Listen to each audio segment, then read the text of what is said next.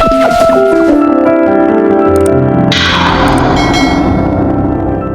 जी, good morning. अरे कौन से फोटो शूट पर जा रहे हो तुम लोग? किस चीज का है?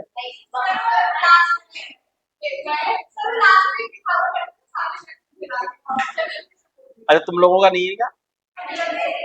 अच्छा, कुछ मत करना, जेमिनी से बोल देना, वो लगा देगी तुम्हारी फोटो है।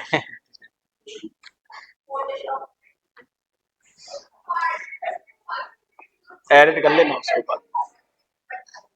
अच्छा भाई, क्या चल रहा था हम लोगों का? अरे क्लॉक तो हमारा खत्म हो गया था ना। क्लॉक वाली कंडीशन तो तुम्हारी खत्म हो गई थी। कोई मुझसे कल एक क्वेश्चन पूछ रहा था, वो क्लॉक वाली सीट है क्या आपके पास? कि सर उसका आंसर नहीं आया हमारा, तो एक बार देख लो आंसर किस तरीके से नहीं आया, ये देना मुझे। कोई दिक्कत वाली बात नहीं, मैं क्वेश्चन लिख रहा हूँ।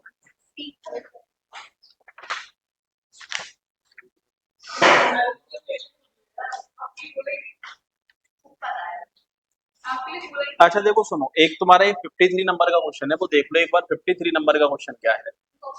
एक तो 53 था और एक ऐसा ही क्वेश्चन और था जिनके बारे में आप बोल रहे थे कि सर ये क्वेश्चन हमारी समझ में नहीं आया, ठीक है ना, तो एक बार देख लो। हमारे पास क्वेश्चन है, my watch is 3 minute delay at 2 o'clock on Monday. देखो आपके पास कंडीशन है, एक दिन दिया है आपके पास मंडे, और मंडे को जब एक्चुअल टाइम हो रहा था, एक्चुअल टाइम आपके पास 2 बजे का था, 2 PM का था, तो वॉच 3 मिनट लेट थी।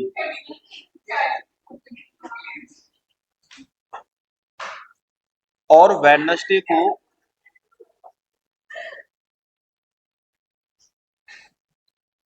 एक्चुअल टाइम 2 PM का है,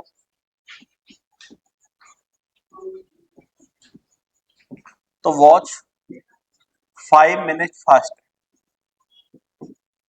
तो आपसे पूछा है एक्चुअल टाइम कब बताया होगा। अरे देखो भैया, आपके पास क्वेश्चन क्या है, एक बार क्वेश्चन समझो आप लोग। अरे बातचीत मत करो तुम लोग, इधर देखो।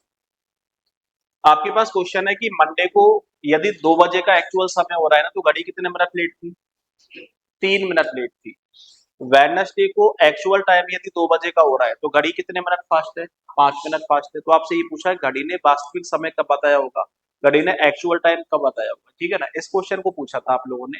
तो मैं आपसे ये कह सकता हूँ मंडे से लेके वेडनेसडे तक। तो एक बात बताओ, मंडे 2 PM से लेके, यदि मैं बात करूं मंडे 2 PM से लेके, और मैं ट्यूसडे 2 PM की बात करूं, तो कितने घंटे हो गए आपके पास? 24 घंटे। अरे कितने घंटे का समय हो गया? 24 घंटे का। सेम कंडीशन है, ट्यूसडे 2 PM से लेके और वेडनेसडे कितने बजे की बात कर रहे हैं? 2 PM की बात कर रहे हैं, तो मैं कह सकता हूँ फिर कितने घंटे हो गए? 24। टोटल कितने घंटे हो गए?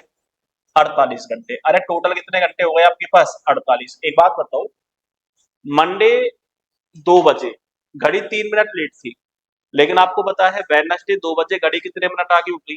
5 मिनट आगे हो गई। भैया एक बात बताओ, 3 मिनट लेट थी, 5 मिनट आगे हो गई, तो मैं कह सकता हूँ घड़ी में टोटल डिफरेंस कितने मिनट का आ गया? 8 मिनट का। सबसे पहले ये बताओ, घड़ी में 8 मिनट का। अरे प्लस माइनस माइनस मत करो तुम लोग। एक बात बताओ, मैं तुमसे प्लस माइनस का नहीं कह रहा हूँ, मैं आप लोगों से ये कह रहा हूँ। अरे रुक जाओ, अरे मैथ मत लगाओ आप लोग, 2 मिनट में। अरे रुको रुको, आपके पास कंडीशन है वॉच कितने मिनट लेट थी? 3 मिनट लेट थी, और फिर कितने मिनट आगे हो गई? 5 मिनट आगे हो गई। तो 3 मिनट लेट थी, तो 3 से और वापस 0 पे आने के लिए 3 मिनट का समय हो गया, और फिर 5 मिनट कहाँ पे हो गई? आगे हो गई। तो मैं आपसे ये कह सकता हूँ 3 मिनट लेट थी और 5 मिनट आगे हो गई, तो टोटल डिफरेंस कितने मिनट का हो गया? 5 मिनट, सॉरी 8 मिनट का डिफरेंस बना है नहीं बना? अरे 3 मिनट लेट थी, 5 मिनट आगे हो गई, तो मैं कह सकता हूँ -3 से +5 पर गई है, तो -3 से +5 पर आई है, तो मैं कह सकता हूँ -3 से +5 का मतलब है +8 हो गया। नहीं समझे मैं क्या कहना चाह रहा हूँ, ठीक है ना? 3 मिनट। अरे प्लस, अरे प्लस माइनस छोड़ो तुम, तो आप तो ये देखो कि 3 मिनट लेट थी, 5 मिनट कहाँ पे हो गई? आगे हो गई, तो टोटल डिफरेंस कितने मिनट का हो गया? 8 मिनट का हो गया ना, ठीक है। तो मैं आपसे ये कह सकता हूँ टोटल जो डिफरेंस आपके पास बना है ना हैंड्स में, वो टोटल डिफरेंस कितने मिनट का हो गया है? 8 मिनट का हो गया। अब ये जो 8 मिनट का डिफरेंस है ना, वो कितने मिनट में हुआ है? 48 घंटे में हुआ है, ठीक है ना। मैं आपसे ये कह सकता हूँ कि 48 घंटे में जो डिफरेंस आपके पास आया है वो कितने मिनट का आया है? 8 मिनट का आया है। तो 1 घंटे का डिफरेंस निकाल सकते हो नहीं निकाल सकते? और 1 घंटे का डिफरेंस निकाल सकते हो आप लोग। 1 घंटे में कितने मिनट का डिफरेंस आया है? 6 मिनट का डिफरेंस आया है, ठीक है ना। मैं आपसे ये कह सकता हूँ एक 1 घंटे में 6 मिनट का 8/48 होगा, ठीक है ना। तो आपके पास कंडीशन है 1 आवर का डिफरेंस यदि आपको निकालना है ना, तो कितना आएगा? तो 8/48 आएगा। 8/48 का मतलब कितना आएगा? 1/6। मैं कह सकता हूँ 1 आवर में डिफरेंस कितने का आया है? 1/6 का। अब एक बात बताओ, घड़ी 3 मिनट पीछे थी, तो यदि एक्चुअल टाइम बताया होगा तो 3 मिनट आगे आई होगी, तभी तो एक्चुअल टाइम बताया होगा।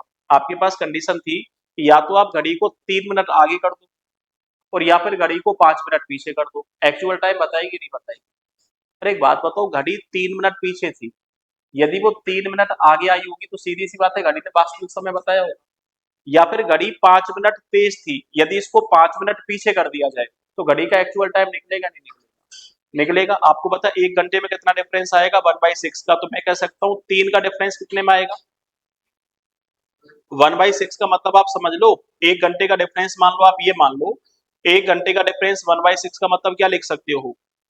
10 मिनट। अरे 10 मिनट का लिख सकते हो, 10 मिनट 10 सेकंड क्यों? 1/6 का मतलब कितने मिनट का डिफरेंस हो गया है? 10 मिनट का डिफरेंस हो गया। तो मैं कह सकता हूँ 1 मिनट में, सॉरी 1 घंटे में जो डिफरेंस आया है वो कितने सेकंड का आया है? 10 सेकंड का आया है, ठीक है ना। हमें कितने मिनट बढ़ानी है?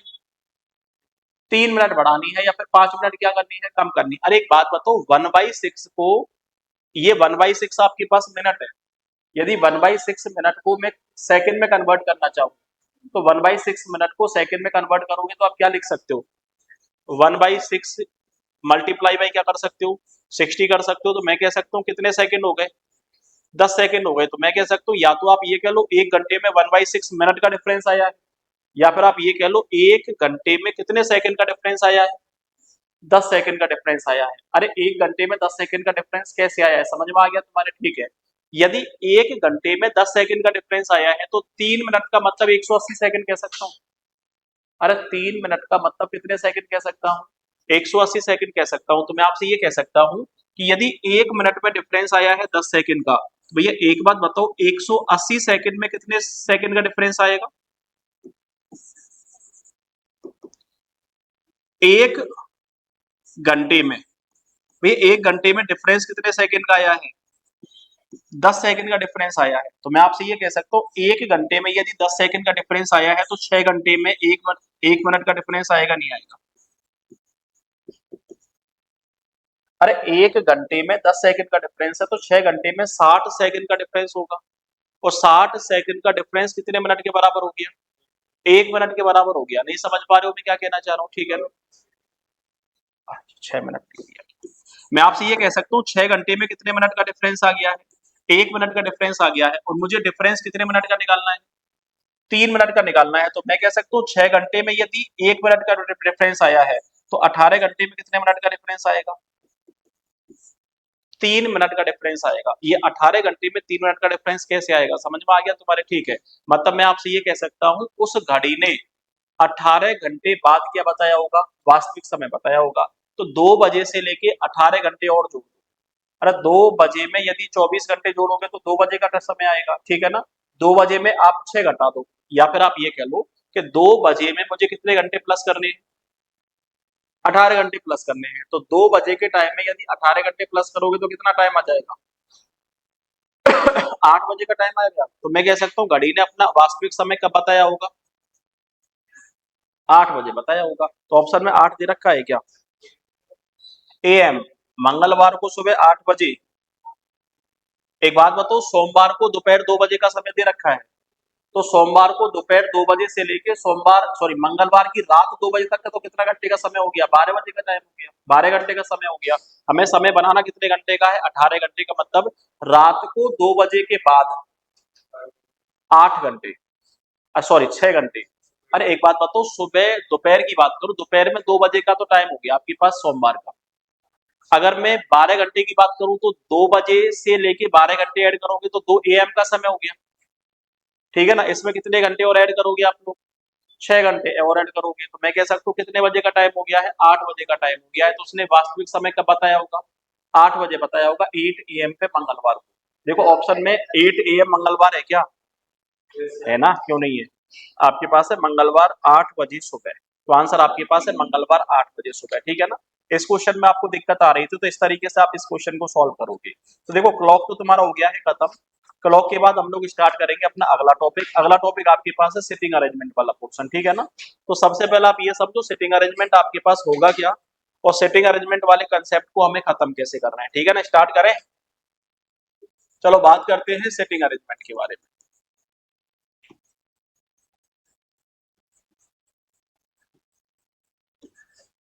सेटिंग अरेंजमेंट को आप कह सकते हो बैठक व्यवस्था।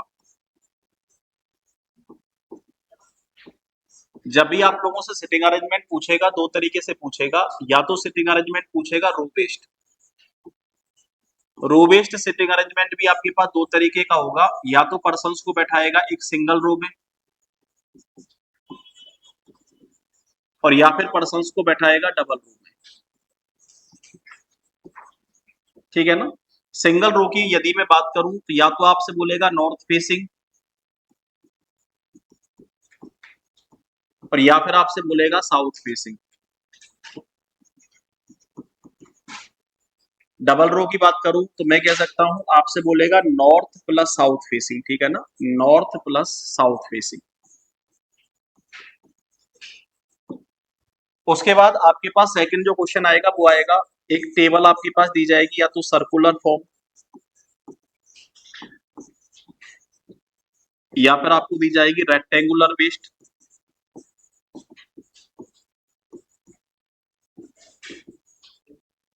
या फिर आपको दी जाएगी स्क्वायर बेस्ड,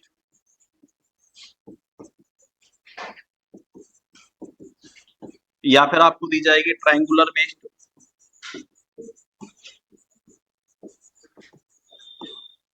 या फिर आपको दी जाएगी हेक्सागन की बेस्ड, या फिर डेकागन बेस्ड, और या फिर टेबल दी जा सकती है पेंटागन बेस्ड। इसमें भी क्वेश्चन आपका दो तरीके से पूछेगा, या तो आपसे बोलेगा सेंटर फेसिंग, या फिर आपसे पूछेगा आउटसाइड फेसिंग, और या फिर आपसे पूछेगा सेंटर प्लस आउटसाइड फेसिंग, ठीक है ना। अरे सुनो ध्यान से,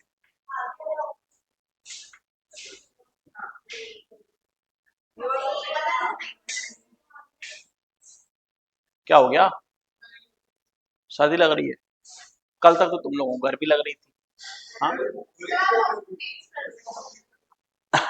अच्छा देखो सुनो, आपके पास सीधा सा मामला है, अब बातचीत मत करना आप लोग, ठीक है ना, ध्यान से सुनते रहना, 10 मिनट सुनना है सिर्फ आप लोगों को।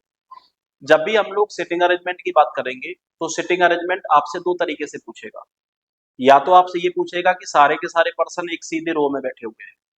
अब यदि मैं रो की बात करूंगा, एक लाइन की बात करूंगा, तो रो आपके पास दो तरीके की हो सकती है, या तो सारे के सारे पर्सन को एक सिंगल रो में बैठा सकता है, और या फिर सारे के सारे पर्सन को दो अलग अलग रो में बैठा सकते हैं, ठीक है ना। यदि पर्सन्स को सिंगल रो में बैठाएगा तो या तो आपसे ये बोलेगा कि सारे सारे पर्सन के फेस नॉर्थ डायरेक्शन में है, या फिर आपसे ये बोलेगा सारे के सारे पर्सन के फेस साउथ डायरेक्शन में है, और या फिर आपसे ये बोलेगा कि भैया कुछ पर्सन के फेस तो नॉर्थ में है और कुछ के फेस कहाँ पे है, साउथ में। दूसरी कंडीशन आपके पास आएगी डबल रो की, आपसे बोलेगा टोटल मान लो आपके पास 18 पर्सन है, 9 पर्सन बैठे हैं एक रो में और 9 पर्सन बैठे हैं एक रो में। जो 9 पर्सन एक रो में बैठे हैं उनके फेस नॉर्थ में है, जो 9 पर्सन सेकंड रो में बैठे हैं उनके फेस साउथ में है, और पहली रो वाले पर्सन के फेस सेकंड रो वाले पर्सन के कहाँ पे है, आमने सामने, ठीक है ना। अब आमने सामने का मतलब सीधा सा ये है कि एक रो का फेस यदि नॉर्थ में होगा तो दूसरी रो का फेस कहाँ पे होगा, साउथ में होगा, ठीक है। दूसरा आपको जो टेबल दी जा सकती है वो सर्कुलर टेबल दी जा सकती है। मान लो आपसे ये कह सकता है कि टोटल मान लो आपके पास 8 पर्सन है, 8 पर्सन एक सर्कुलर टेबल के चारों तरफ बैठे हैं, और मान लो आपसे कह दिया सारे के सारे पर्सन के फेस सेंटर की साइड होंगे। मान लो आपसे कह दिया सारे के सारे पर्सन के फेस सेंटर से बाहर की साइड होंगे। मान लो आपसे कह दिया है कुछ पर्सन के फेस सेंटर की साइड होंगे और कुछ पर्सन के फेस सेंटर से बाहर की साइड होंगे, ठीक है। अब आपको टेबल या तो सर्कुलर दी जा सकती है, या फिर टेबल आपको रेक्टेंगुलर दी जा सकती है, या फिर टेबल आपको स्क्वायर दी जा सकती है, या फिर टेबल आपको ट्रायंगुलर दी जा सकती है, या फिर टेबल हेक्सागन, डेकागन, पेंटागन। कहने का मतलब सीधा सा ये है कि टेबल का जो फॉर्मेट आपको देगा, वो टेबल का फॉर्मेट या तो सर्कुलर फॉर्म में दे सकता है, और या फिर टेबल का फॉर्मेट एक रो की फॉर्मेट में दे सकता है। समझ रहे हो मैं क्या कहना चाह रहा हूँ? ठीक है। लेकिन जो सबसे पहला कंसेप्ट हम लोग स्टार्ट करेंगे वो कौन सा स्टार्ट करेंगे? रो का स्टार्ट करेंगे। और आपको ये चीज पता है कि रो की यदि मैं बात करूं, तो रो में जो फेसिंग बनेगी वो या तो नॉर्थ बनेगी और या फिर साउथ बनेगी। लेकिन आजकल एग्जामिनर थोड़ा सा चालाक हो गया है, वो आपको नॉर्थ और साउथ फेसिंग ना देने की बजाय आपको ईस्ट और वेस्ट फेसिंग भी दे देता है। ठीक है ना? तो सबसे पहले आप ये समझो, नॉर्थ फेसिंग का मतलब क्या होगा, साउथ फेसिंग का मतलब क्या होगा, ईस्ट फेसिंग का मतलब क्या होगा, और वेस्ट फेसिंग का मतलब क्या होगा। अरे क्लियर है मामला? ठीक है, चलो बात करते हैं। याद करो बचपन वाले दिन। ठीक है ना?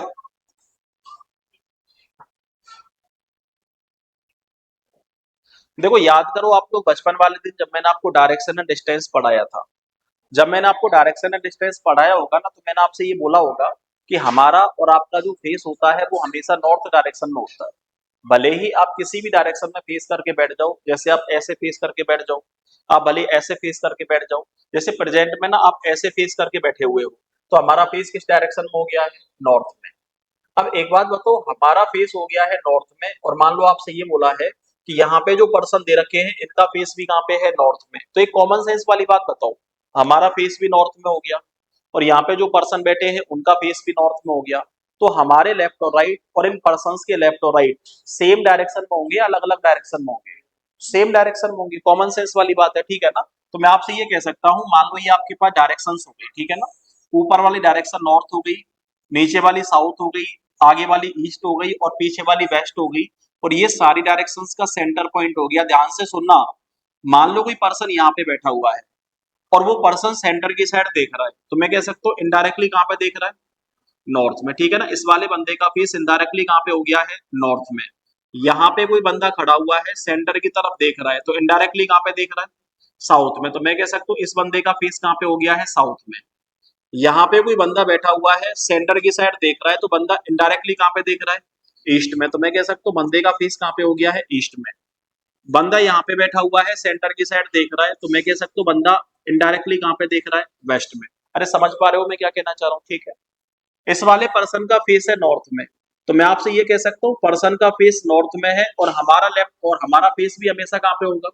नॉर्थ में। तो जो आपका लेफ्ट होगा वो हमेशा इसका लेफ्ट होगा, और जो आपका राइट होगा वो हमेशा इसका राइट होगा। तो ध्यान रखना, अगर किसी पर्सन का फेस नॉर्थ में है, तो जो आपका लेफ्ट होगा वो हमेशा इस पर्सन का लेफ्ट होगा, और जो आपका राइट होगा वो हमेशा इस पर्सन का राइट होगा। समझ पा रहे हो मैं क्या कहना चाह रहा हूँ? आपके पास सीधा सा मुद्दा है कि यदि किसी पर्सन का फेस नॉर्थ में होगा, और यदि किसी पर्सन को किसी भी पर्सन के लेफ्ट में बैठाना है, तो आप हमेशा अपने लेफ्ट के हिसाब से बैठाओगे, और यदि किसी पर्सन को किसी भी पर्सन के राइट में बैठाना है, तो आप हमेशा अपने राइट के हिसाब से बैठाओगे। ठीक है ना? आपको ये चीज रट लेनी है कि यदि किसी पर्सन का फेस नॉर्थ में है, तो जो आपका लेफ्ट होगा वो हमेशा इस पर्सन का लेफ्ट होगा, और जो आपका राइट होगा वो हमेशा इस पर्सन का राइट होगा।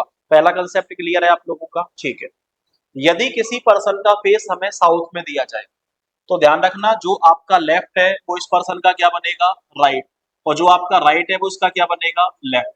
यदि किसी पर्सन का फेस साउथ में है, किसी भी पर्सन को किसी भी पर्सन के लेफ्ट में बैठाना है, तो आप हमेशा अपने राइट के हिसाब से बैठाओगे, और किसी भी पर्सन को किसी भी पर्सन के लेफ्ट में बैठाना है, तो आप हमेशा अपने लेफ्ट के हिसाब से बैठाओगे। समझ रहे हो मैं क्या कहना चाह रहा हूँ? आपके पास सीधा सा मुद्दा है, यदि किसी पर्सन का फेस नॉर्थ में होगा, तो आपके लेफ्ट और राइट और पर्सन के लेफ्ट और राइट हमेशा सेम डायरेक्शन में होंगे।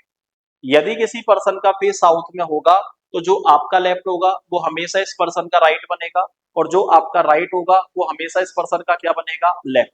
यदि पर्सन का फेस हमें साउथ डायरेक्शन में दिया जाए, किसी भी पर्सन को किसी भी पर्सन के लेफ्ट में बैठाना है, तो आप हमेशा अपने राइट के हिसाब से बैठाओगे। यदि किसी पर्सन का फेस हमें साउथ में दिया जाए, किसी भी पर्सन को किसी भी पर्सन के लेफ्ट में बैठाना है, तो अपने राइट के हिसाब से बैठाओगे। समझ रहे हो मैं क्या कहना चाह रहा हूँ? ठीक है। तीसरी कंडीशन आपके पास है ईस्ट फेसिंग की।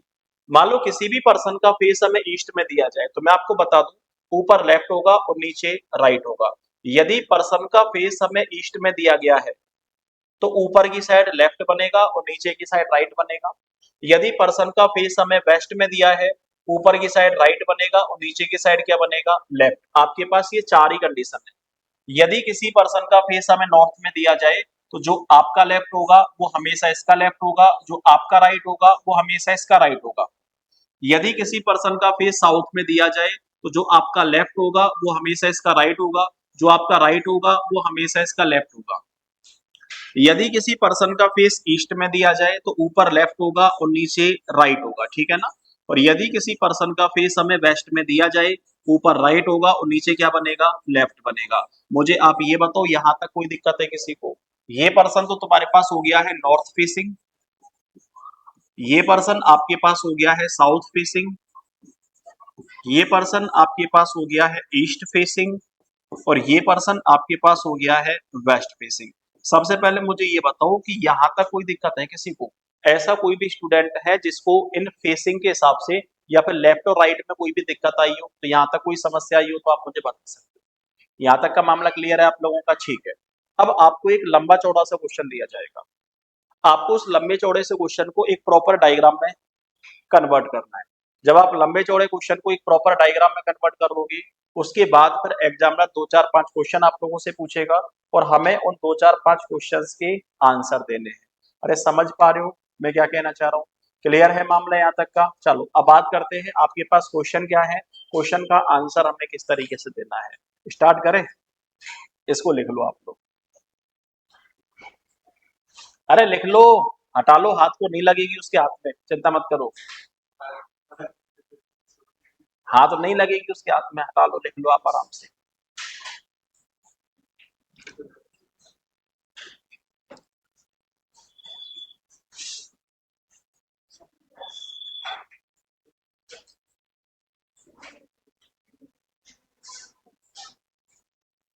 यही तो स्टार्ट किया है हमने।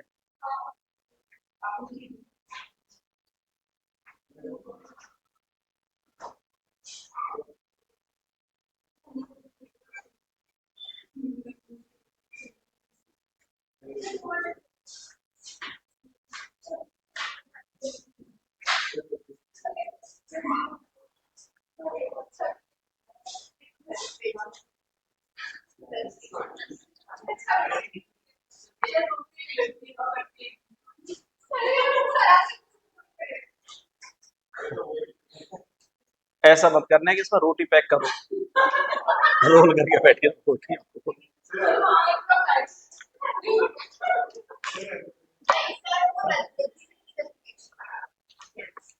अच्छा, यहाँ तक हो गया आप लोगों का? ठीक है ना। अब देखो,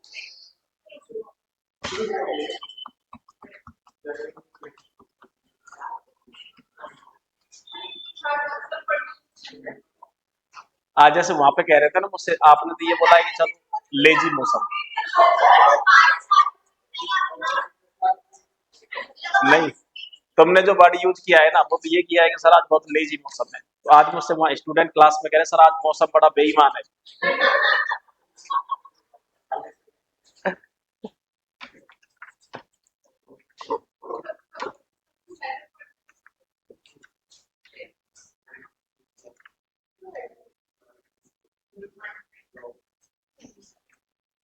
अच्छा अब लेके, ठीक है ना। जैसे ना आप ना एक पहला क्वेश्चन देखो 1 से लेके 5 नंबर का, ठीक है ना। सबसे पहले क्वेश्चन करने का तरीका समझना आप लोग, क्वेश्चन करने का तरीका क्या है। चलो 1 से लेके 5 तो छोड़ो, 6 से लेके 10 देखो आप, ठीक है ना। 1 से लेके 5 तो हो ही जाएगा, 6% का है तो 7% का करवा देता हूँ, ठीक है ना। तो 6 से लेके 10 नंबर का क्वेश्चन देखो आप लोग। 6 से लेके 10 नंबर का क्वेश्चन आपके पास क्या है, ध्यान से सुनना, ठीक है ना। यदि अपने हिसाब से करने की कोशिश करोगे तो टाइम ज्यादा लगेगा, और मेरे हिसाब से करने की कोशिश करोगे तो कम समय में क्वेश्चन का आंसर दे सकते हो आप लोग, ठीक है ना। कैसे देना है वो सुनना। ADEF HJNK are sitting in a straight line facing north. एक बात बताओ, टोटल पर्सन कितने हैं? 7। और ये 7 के 7 पर्सन के फेस कहाँ पे है? नॉर्थ में, ठीक है ना। अब आपको एक चीज तो पता ही है कि यदि किसी पर्सन का फेस नॉर्थ में होगा, तो हमारे लेफ्ट और राइट और पर्सन के लेफ्ट और राइट कहाँ पे होंगे? सेम डायरेक्शन में, ठीक है ना। जो हमारा लेफ्ट होगा वो हमेशा इस पर्सन का लेफ्ट होगा, और जो हमारा राइट होगा वो हमेशा इस पर्सन का राइट होगा। तो सुनो ध्यान से, आपको पता है टोटल 7 पर्सन है, एक सीधी लाइन में बैठे हुए हैं, तो आपने ऐसी क्या खींच ली, एक सीधी लाइन खींच ली। इस लाइन में कितने पर्सन एडजस्ट करने हैं, 7। तो 1 2 3 4 5 6, और इस लाइन में आपने कितने पर्सन एडजस्ट कर दिए, 7। और सारे के सारे पर्सन के फेस कहाँ पे है, नॉर्थ में। अरे ऐसे ही करोगे या फिर नहीं करोगे, ऐसे नहीं करना है आप लोगों को, ठीक है ना। बस इसलिए मैंने मना किया था कि आप लोग इस तरीके से क्वेश्चन सॉल्व नहीं करोगे। देखो जो ऑर्डिनरी स्टूडेंट है वो हमेशा क्वेश्चन इसी तरीके से सॉल्व करेगा। अब मैं इस तरीके से सॉल्व करने से मना क्यों कर रहा हूँ, क्योंकि यदि आप क्वेश्चन को इस तरीके से सॉल्व करोगे तो आपको काफी सारी पॉसिबिलिटीज का सामना करना पड़ेगा, लेकिन हमारे पास टाइम इतना नहीं होता है कि हम काफी सारी पॉसिबिलिटी बना सके। कैसे बनाओगे, जैसे मान लो सबसे पहली कंडीशन हमारे पास दिया है डी सिट्स एट, अच्छा हमारे पास सबसे पहली कंडीशन है D sits third to the right of E. देखो डी किसके राइट को तीसरा बैठा हुआ है, ई के राइट को तीसरा बैठा हुआ है, तो मैं आपसे ये कह सकता हूँ यहाँ पे बैठा हुआ है तुम्हारा ई, ई के राइट को, ई का राइट बनेगा हमारे राइट के हिसाब से, ई के राइट को पहला दूसरा और थर्ड नंबर पे कौन बैठेगा, डी बैठेगा। यदि मान लो आपने पोजीशंस को ऐसे एडजस्ट कर लिया है तो मैं कह सकता हूँ यदि ई को यहाँ पे बैठाओगे 1 2, यहाँ पे कौन बैठ सकता है, डी। ई यहाँ पे बैठा होगे तो यहाँ पे कौन बैठ सकता है, डी। ई यहाँ पे बैठा होगे तो यहाँ पे कौन बैठ सकता है, डी। ई यहाँ पे बैठा होगे तो यहाँ पे कौन बैठ सकता है, डी। बताओ क्वेश्चन में 4 पॉसिबिलिटी बनेंगी या फिर नहीं बनेंगी, क्वेश्चन में 4 पॉसिबिलिटी बनेंगी। और हमारे पास इतना टाइम नहीं होता है कि हम क्वेश्चन में 4 पॉसिबिलिटी बनाएं। तो कान खोल के सुनो आप लोग ढंग से, कि जब भी आपके पास कोई भी लाइन वाला क्वेश्चन आएगा तो लाइन वाले क्वेश्चन में किसी भी पर्सन की पोजीशन को प्रीफिक्स नहीं करोगे। जैसे जैसे आप लोगों का क्वेश्चन बोलता चल रहा है वैसे वैसे चीजों को एडजस्ट करते चलोगे। तो ध्यान रखना है ना तो आपको इस तरीके से कोई भी लाइन खींचनी है और ना ही आपको किसी भी पोजीशन को प्रीफिक्स करना है। हमसे जैसे जैसे क्वेश्चन बोलता चल रहा है वैसे वैसे चीजों को एडजस्ट करना है। पहला सेंटेंस हमारे पास क्या था, ई के राइट को थर्ड कौन बैठा हुआ है, डी बैठा हुआ है, तो मैं कह सकता हूँ यहाँ पे बैठा है तुम्हारा ई। ई के राइट को फर्स्ट सेकंड और थर्ड नंबर पे कौन एडजस्ट हो गया, डी। मुझे आप ये बताओ कितने लोगों की पोजीशन फिक्स हो गई, 4 लोगों की। अरे आपके पास कितने पर्सन की पोजीशन फिक्स हो गई, 4। आपके पास टोटल पर्सन है कितने, 7। तो मैं कह सकता हूँ अभी भी कितने पर्सन बचे हैं, 3।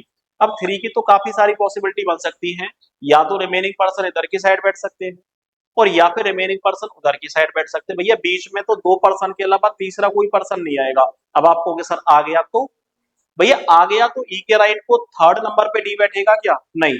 ई के राइट को फोर्थ हो जाएगा, हमारी कंडीशन कैसी हो जाएगी, गलत हो जाएगी। तो इनके बीच में तो 2 के अलावा कोई तीसरा पर्सन नहीं बैठ सकता। अरे क्यों नहीं बैठ सकता, समझ में आ गया तुम्हारे, ठीक है। अगला सेंटेंस हमारे पास क्या है, A is on the extreme left end of the line. देखो जो ए है ना पंक्ति के लेफ्ट एंड पर बैठा हुआ है, तो मैं आपसे ये कह सकता हूँ कि यदि आपका फेस नॉर्थ डायरेक्शन में दिया है, यदि पर्सन का फेस नॉर्थ डायरेक्शन में दिया है, तो जो एक्सट्रीम लेफ्ट हैंड बनेगा वो आपके लेफ्ट हैंड के हिसाब से बनेगा और जो एक्सट्रीम राइट हैंड बनेगा वो आपके राइट हैंड के हिसाब से बनेगा। लेकिन यदि पर्सन का फेस हमें साउथ में दिया है तो ध्यान रखना एक्सट्रीम लेफ्ट हैंड जो बनेगा वो आपके राइट हैंड के हिसाब से बनेगा और एक्सट्रीम जो राइट हैंड बनेगा वो आपके लेफ्ट हैंड के हिसाब से बनेगा। समझ रहे हो मैं क्या कहना चाह रहा हूँ, आपका फेस यदि नॉर्थ में दिया है तो जो आपका लेफ्ट हैंड होगा वो हमेशा इस पर्सन का लेफ्ट हैंड होगा और यदि जो आपका राइट हैंड होगा वो हमेशा इस पर्सन का राइट हैंड होगा। लेकिन यदि पर्सन का फेस साउथ में दिया है तो जो आपका लेफ्ट हैंड होगा वो इसका क्या बनेगा, राइट हैंड बनेगा और जो आपका राइट हैंड होगा वो उसका क्या बनेगा, लेफ्ट हैंड बनेगा। मुझे ये बताओ पर्सन का फेस नॉर्थ में दिया है साउथ में दिया है, नॉर्थ में दिया है, तो जो आपका लेफ्ट हैंड है वो हमेशा इसका लेफ्ट हैंड होगा और जो आपका राइट हैंड है वो हमेशा इसका राइट हैंड होगा, ठीक है। आपके पास सेंटेंस क्या दिया था, A is on the extreme left hand of the line. देखो ए जो बैठा हुआ है ना एक्सट्रीम लेफ्ट हैंड पर बैठा हुआ है, तो ये लो अभी लेफ्ट हैंड पर कौन बैठा हुआ है, अरे इधर देखो अभी लेफ्ट हैंड पर कौन बैठा हुआ है, ई। लेकिन आपसे बोला है लेफ्ट हैंड पर बैठेगा कौन, ए। तो ये लो ए को कहां पे बैठा दिया है आपने, लेफ्ट हैंड पर बैठा दिया। तो कितने पर्सन्स की पोजीशन फिक्स हो गई, 5 पर्सन्स की। लेकिन ए और ई के बीच में कितने पर्सन बैठे हैं, ऐसी कोई इंफॉर्मेशन है क्या, ए और ई के बीच में कितने पर्सन बैठे हैं, ऐसी कोई इंफॉर्मेशन हमारे पास नहीं है। ए और ई के बीच में कितने पर्सन बैठे हैं अभी कुछ भी डिसाइड नहीं कर सकते। अरे क्यों नहीं कर सकते, समझ में आ गया तुम्हारे, ठीक है। अगली सेंटेंस हमारे पास है there are 5 person between A and J. देखो ए और जे के बीच में कितने पर्सन बैठे हुए हैं, 5 पर्सन बैठे हुए हैं। मान लो मैं ए को ई का पड़ोसी मान, तो आपको पता है ये बैठ गया लेफ्ट हैंड किनारे पर, इनके बीच में 0% बैठा हुआ है, तो मैं कह सकता हूँ रिमेनिंग पर्सन डी से कहाँ पे बैठेंगे, आगे बैठेंगे। अरे समझ पा रहे हो मैं क्या कहना चाह रहा हूँ? ठीक है।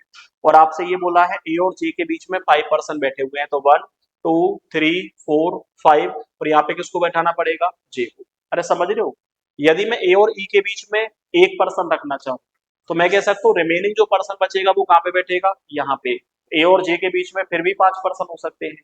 यदि ए और जी के बीच में मैं 2% बैठाना चाहूँ, तो एक बात बताओ कितने पर्सन की पोजीशन फिक्स हो गई, 7 की। तो मुझे बताओ 1 2 3 4 5, यहाँ पे जे आ सकता है क्या, नहीं आ सकता।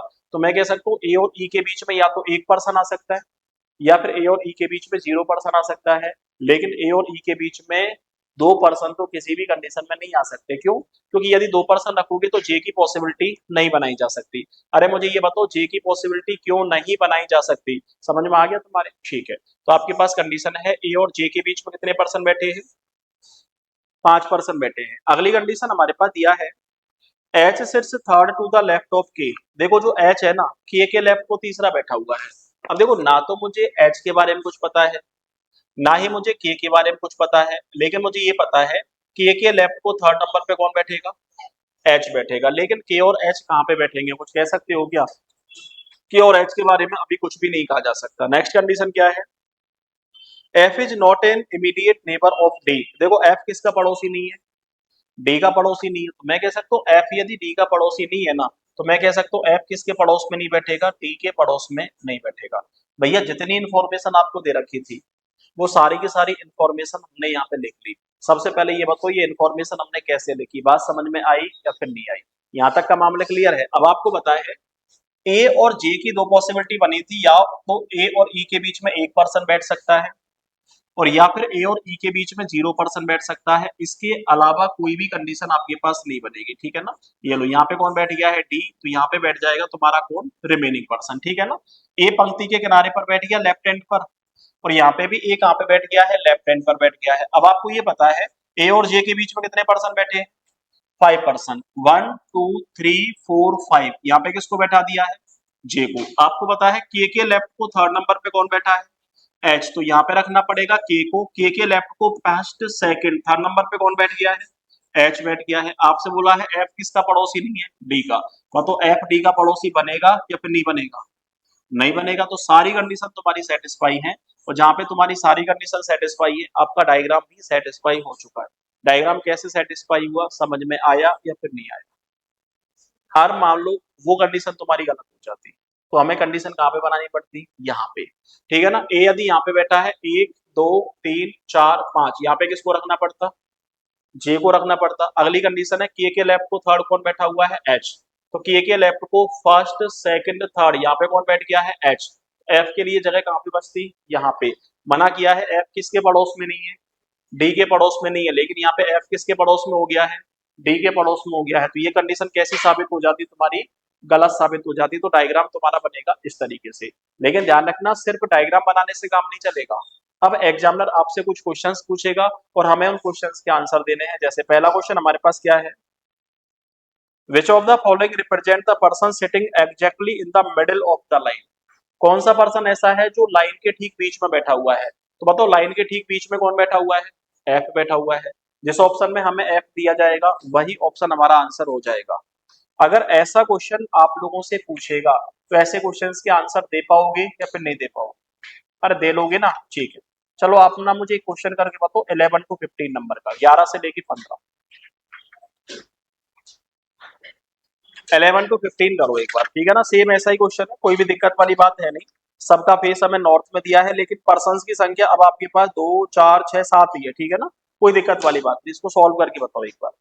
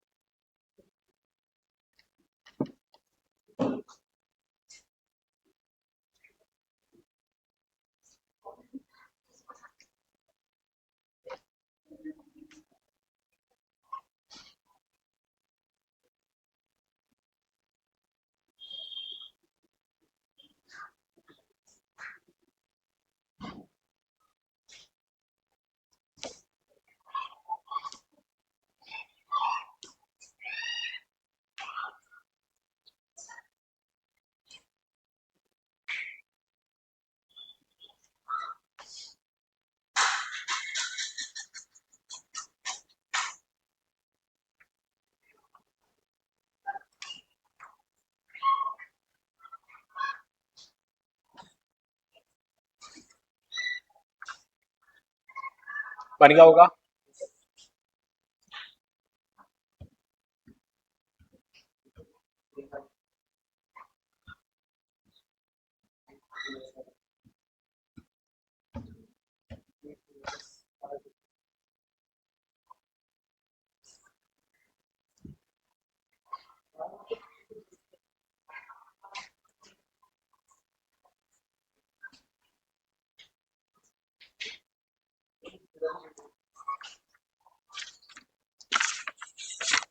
अच्छा देखो सुनो, 11 टू 15 हालांकि आप लोगों ने बना लिया होगा, लेकिन फिर भी देखो 11 टू 15 आपको बनाना किस तरीके से, ठीक है ना, बात कर लेते हैं एक बार।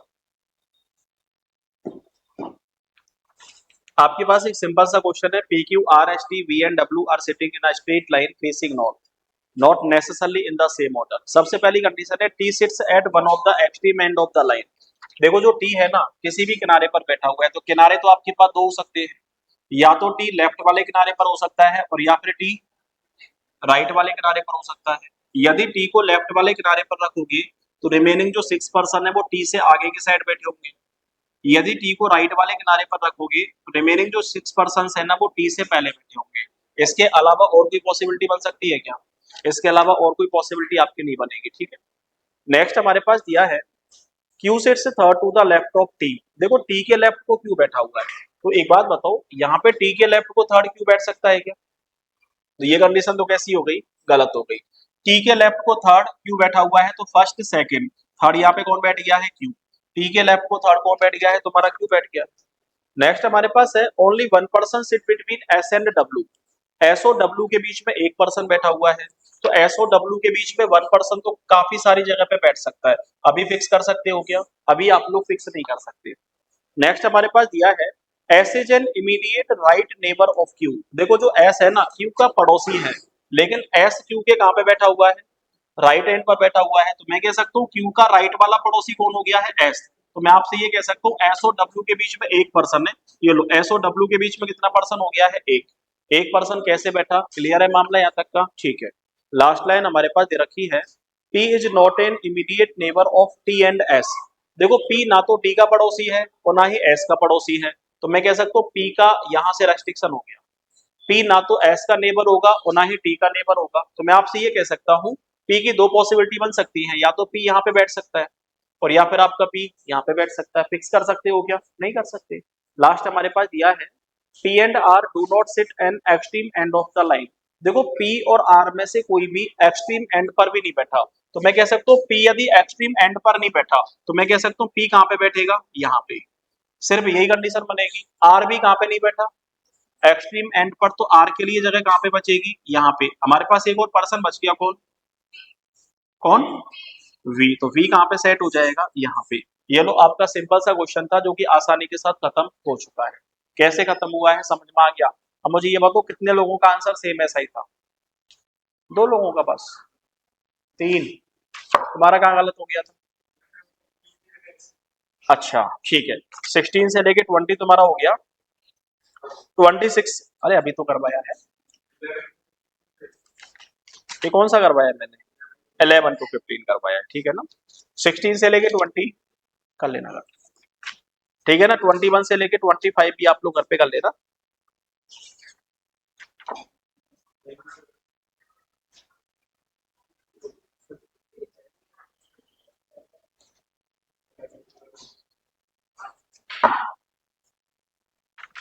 अच्छा अगला जो क्वेश्चन आपके पास है ना वो है 31 से लेके 36 नंबर का। क्या हुआ, 31 से लेके 36, छोटा सा क्वेश्चन है, दो लाइन का, वो देखो एक बार किस तरीके से करोगे आप। चलो एक बार बता देता हूँ। ना ना ना 31 ही बोला था, 31 से लेके 36। अच्छा चलो एक बार 31 से लेके 36 अलग पैटर्न का क्वेश्चन है, ठीक है ना। अब इस क्वेश्चन को कैसे सोल्व करोगे वो सुनो ध्यान से। आपके पास क्वेश्चन है 7 person P, Q, R, S, T, U and V are sitting in a straight line with equal distance between each other, but not necessarily in the same order. Some of them are facing north and some are facing south। यहाँ पे question change हो गया।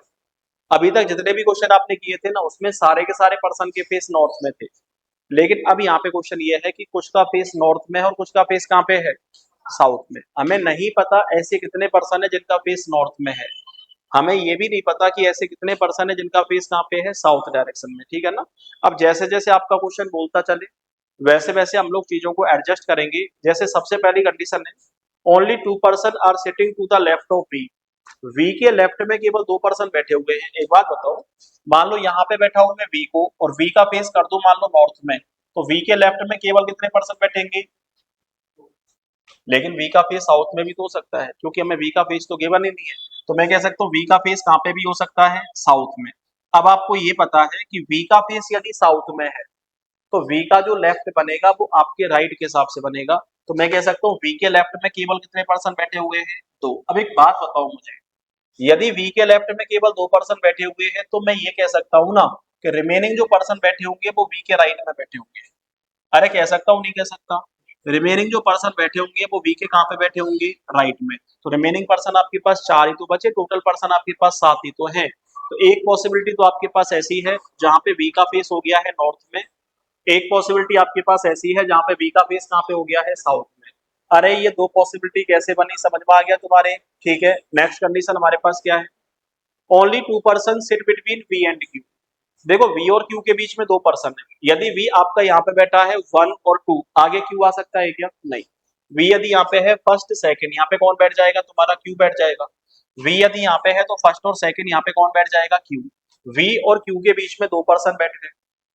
P sits second to the left of Q, देखो जो P है ना Q के left को सेकंड बैठा हुआ है। एक बात बताओ, क्यू के लेफ्ट को सेकंड यदि आप पी को बैठाओगे ना तो क्यू और पी के बीच में कितना पर्सन बैठाना पड़ेगा, 1 पर्सन। एक बात बताओ, यदि क्यू यहाँ पे बैठा रहे हो तो इधर की साइड पी बैठ सकता है क्या, नहीं बैठ सकता। पी कहाँ पे बैठाना पड़ेगा, यहाँ पे। क्यू और पी के बीच में 1 पर्सन बैठेगा, क्यू और पी के बीच में 1 पर्सन बैठेगा। अब एक बात बताओ, इस वाले क्यू के लेफ्ट को सेकंड पी बैठाना है तो क्यू का फेस नॉर्थ पे किया जाए या साउथ में किया जाए, नॉर्थ में। अरे एक बात बताओ, क्यू का फेस नॉर्थ में करोगे तभी तो क्यू के लेफ्ट को सेकंड पी बैठेगा। इधर की साइड आ जाओ, इस वाले क्यू के लेफ्ट को सेकंड पी बैठाना है तो इसका फेस कहाँ पे किया जाए, क्यू का फेस साउथ में करोगे तभी तो क्यू के लेफ्ट को सेकंड कौन बैठेगा, पी बैठेगा। ये क्यू का फेस हमने कैसे फिक्स किया, समझ में आया आप लोगों के। नेक्स्ट कंडीशन हमारे पास है the immediate neighbours of P face opposite direction, P के पड़ोसियों का फेस अपोजिट डायरेक्शन में है। इसका मतलब है यदि एक का फेस साउथ में है ना तो दूसरे का कहाँ पे होगा, नॉर्थ में। पी के पड़ोसियों का फेस अपोजिट डायरेक्शन में है, यदि एक का नॉर्थ में है तो दूसरे का कहाँ पे होगा, साउथ में। ये कंडीशन कैसे एडजस्ट हुई, समझ में आया आप लोगों की, ठीक है। नेक्स्ट कंडीशन हमारे पास क्या दे रखी है, only 1 person sit between P and R. देखो पी और आर के बीच में 1 पर्सन बैठा हुआ है तो मैं कह सकता हूँ पी यदि यहाँ पे है ना 1 पर्सन छोड़ के यहाँ पे तो आर नहीं आ सकता, तो पी यदि यहाँ पे है 1 पर्सन छोड़ के यहाँ पे कौन बैठ जाएगा, आर। पी यदि यहाँ पे है ना 1 पर्सन छोड़ के यहाँ पे तो आर नहीं आ सकता, लेकिन पी यदि यहाँ पे है 1 पर्सन छोड़ के यहाँ पे कौन आ जाएगा, आर। पी और आर के बीच में 1 पर्सन बैठ गया, ठीक है। नेक्स्ट हमारे पास है U sits third to the left of R, U किसके लेफ्ट को तीसरा है, आर के लेफ्ट को। अब एक बात बताओ, आर के लेफ्ट को थर्ड नंबर पे यदि मुझे यू बैठाना है तो आर और यू के बीच में कितने बंदे बैठाने पड़ेंगे, 2 बंदे। अरे आर और यू के बीच में 2 बंदे बैठाओगे ना तभी तो मामला क्या बनेगा, आर के लेफ्ट को थर्ड यू बैठेगा, ठीक है। तो आर के लेफ्ट को थर्ड कौन बैठ गया है, यू। तो आर और यू के बीच में मुझे 2 पर्सन बैठाने पड़ेंगे तो मैं कह सकता हूँ यहाँ पे किसको बैठाना पड़ेगा, यू को। आर यदि यहाँ पे है तो यहाँ पे किसको बैठाना पड़ेगा, यू को। अब आर का फेस फिक्स करने की कोशिश करते हैं, आर के लेफ्ट को तीसरा यू बैठाना है तो एक बात बताओ, ये वाला यू इस वाले आर के लेफ्ट को थर्ड तभी हो सकता है जब आर का फेस कहाँ पे करे, नॉर्थ में। ये वाला यू आर के लेफ्ट को थर्ड तभी हो सकता है जब आर का फेस कहाँ पे करे, साउथ में। आर का फेस साउथ में कर दिया, आर के लेफ्ट को तीसरा कौन बैठ गया है, तुम्हारा यू बैठ गया है, ठीक है। नेक्स्ट कंडीशन हमारे पास है S is not an immediate neighbour of Q, S किसका पड़ोसी नहीं है, क्यू का पड़ोसी नहीं है। अब तो एस यदि क्यू का पड़ोसी नहीं है तो एस का मामला यहाँ से खत्म हो गया, यहाँ पे कौन बैठ जाएगा, तुम्हारा एस। तो एक और पर्सन बच गया कौन, टी। टी कहाँ पे बैठ जाएगा, यहाँ पे, टी है ना, ठीक है। एस क्यू का पड़ोसी नहीं है तो यहाँ पे एस नहीं बैठेगा तो एस कहाँ पे बैठ जाएगा, यहाँ पे। और यहाँ पे कौन बैठ जाएगा, तुम्हारा टी। अभी तक दोनों डायग्राम सही चल रहे हैं तुम्हारे, ना तो किसी भी डायग्राम को अपनी तरफ से सही कर सकते हैं और ना ही किसी भी डायग्राम को अपनी तरफ से गलत साबित कर सकते हैं, ठीक है ना। लास्ट लाइन हमारे पास दे रखी है both the immediate neighbours of R face the same direction, R के दोनों पड़ोसियों का फेस सेम डायरेक्शन में है। तो आर का पड़ोसी है बी, इसका फेस साउथ में है तो एस का भी कहाँ पे होगा, साउथ में, दोनों पड़ोसियों का फेस सेम डायरेक्शन में, ठीक है ना। आर का पड़ोसी है बी, इसका फेस नॉर्थ में है, तो एस का फेस भी कहाँ पे होगा, नॉर्थ में। ये वाली लाइन भी तुम्हारी कंप्लीट हो चुकी है। नेक्स्ट हमारे पास दिया है P faces the same direction as that of R. देखो पी का फेस किसके सिमिलर है, आर के सिमिलर है, तो मैं कह सकता हूं आर का फेस यदि नॉर्थ में है तो पी का फेस भी कहां पे होगा, नॉर्थ में। आर और पी दोनों का फेस सेम डायरेक्शन में है। आर का फेस यदि साउथ में है तो पी का फेस भी कहां पे होगा, साउथ में होगा। एक लास्ट हमारे पास दिया है टी फेसेस नॉर्थ, टी का फेस कहां पे होगा, नॉर्थ में। ये लो टी का फेस नॉर्थ में और टी का फेस भी कहां पे है, नॉर्थ में। अब देखो डायग्राम तो तुम्हारे दोनों सही है, किसी भी डायग्राम में कोई दिक्कत है क्या, कोई भी डायग्राम गलत नहीं है। तो ऐसा तो हो नहीं सकता कि दोनों डायग्राम के हिसाब से आंसर दिया जाए, ठीक है। हमारे पास एक लास्ट लाइन और बची है, Q sits to the immediate left of T. देखो टी के ठीक लेफ्ट में क्यू बैठा है, बताओ टी के ठीक लेफ्ट में क्यू बैठा है क्या, ये कंडीशन कैसी हो गई, गलत।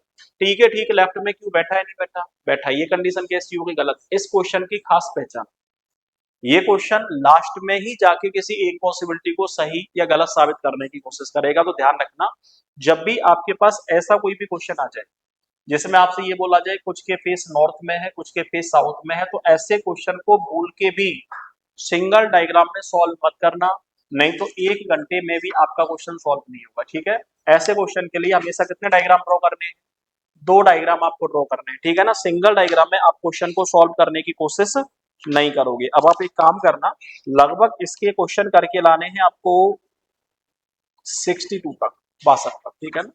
62 तक आप लोग इन क्वेश्चंस के क्वेश्चन करके ले आना। सबसे पहले जिन क्वेश्चंस में आपको दिक्कत आएगी उनके बारे में बात करेंगे, फिर हम लोग बात करेंगे कि नेक्स्ट आपके पास मामला क्या बनेगा, ठीक है। तो 62 तक अराउंड आप क्वेश्चन करके ले आना।